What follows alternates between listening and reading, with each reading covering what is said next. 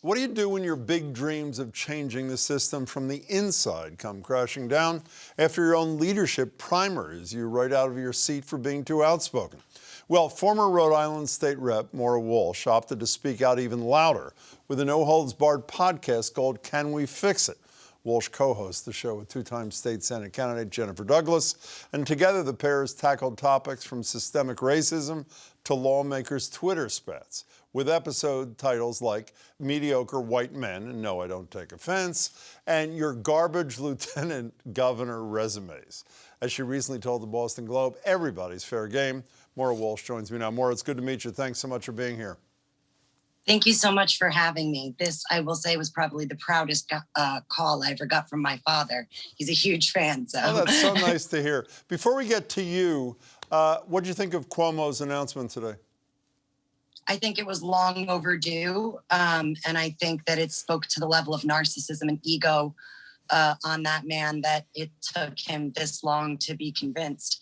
I wish he might have done it before he came out with like the PowerPoint slideshow of him being an equal opportunity harasser. I didn't think that was maybe the best defense. So last night I'm watching a documentary on CNN. It's about a woman in her late 20s who works in a restaurant. She's progressive.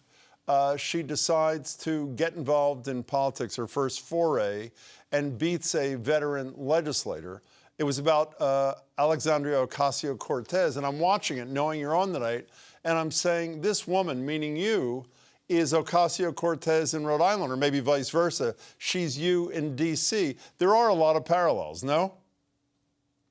Yes, and I've gotten that before, and I am deeply honored by the comparison. I think that she's an absolute firecracker and is doing some really impressive work up there.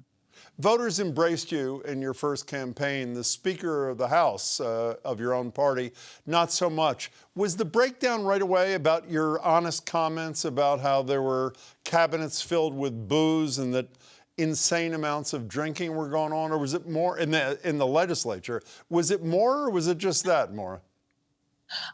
It was a very slow burn. It started with our very first meeting, where after I had won my race without any help from the speaker, he wanted me to thank him, and I said, "I'm not going to thank you. You didn't do anything for me." And off the rip, I had already broken one of the unspoken rules, which is that the Speaker of the House is never wrong.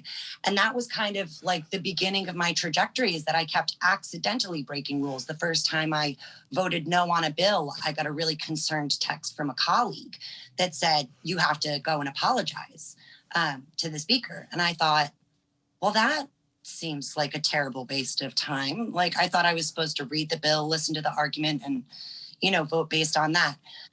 Once I realized that I was breaking all of these unspoken rules and that I was already pretty much permanently in the timeout corner, I will admit to maybe breaking a few more rules, because if you're going to do the time, you might as well intentionally do the crime. So do you regret any of this? I mean, he ran somebody against you in a primary. That person lost the first time. You lost to that person the second time. Any regrets about your candor, or no? Not at all.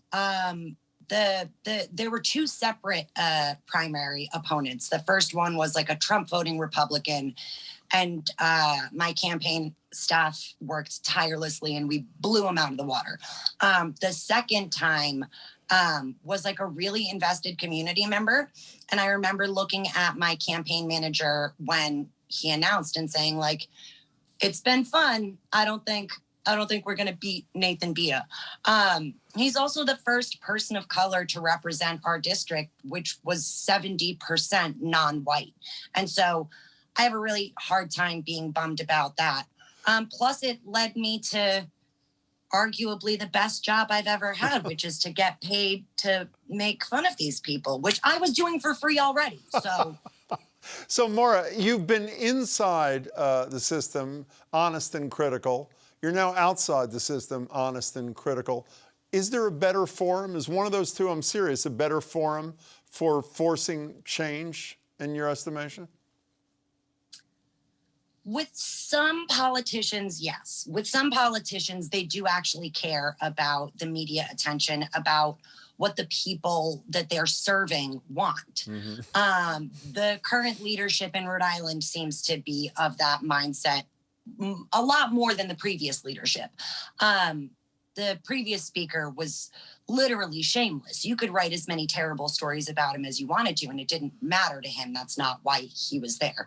And I will say that we joke around, but we have affected change, because the only way that a lot of these nefarious bills get passed is when people aren't paying attention. Yeah. And so just by shining a light on some of these, really crazy and outlandish ideas, tables them for the foreseeable future, because the only way they get those things passed is when the public doesn't know. I should have said, you reminded me a second ago, people know that karma is a you-know-what, and the speaker who challenged you twice lost himself in his campaign, which sort of makes the point. Is there another run in you, or do you like being situated where you are? I don't know that I would be allowed to be quite as bombastic if I were an elected official again. It is very nice to be able to say what's really happening without fear of, my bills getting thrown in the trash can or my office being moved to Timbuktu. But I, never say never. It's always possible. I just think for right now, I'm exactly where I need to be. And if we even convince one, local person to start really paying attention to what's going on at the city and state level, then I'll consider it a great success. By the way, I've listened to your podcast. It's fabulous. I recommend it. Moira Walsh, it's great to meet you. I really appreciate your time. Oh, and say hi to your father for me, please. Thank you. Will do. Okay.